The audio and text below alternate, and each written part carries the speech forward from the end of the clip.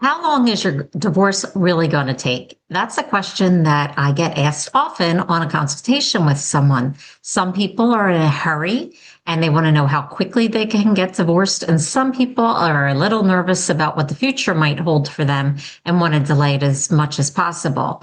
So in Pennsylvania, there are two grounds for divorce, and you have to have grounds for divorce in order to move forward. And I'm talking about the no fault grounds.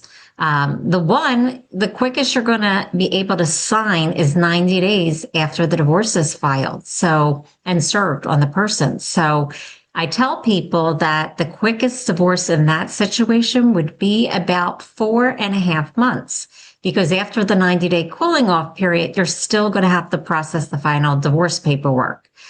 So that would really be the quickest, unless you've already been separated for a year before you even file. Sometimes I get people that have been separated for 5, 6 years. They might not even know where their spouse is, which is a whole nother issue on how fast you're going to get divorced. But if you know where your spouse is and you have already been divorced a year, we could probably get you divorced in about 2 months.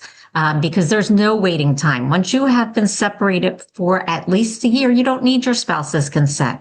And I'm talking about no fault divorces where there are no assets. If you have assets, then you're going to need to go to court or come up with an agreement.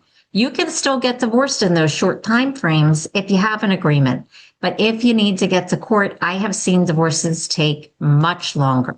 I just did a divorce. It was 3 years waiting for those people to get their agreement through.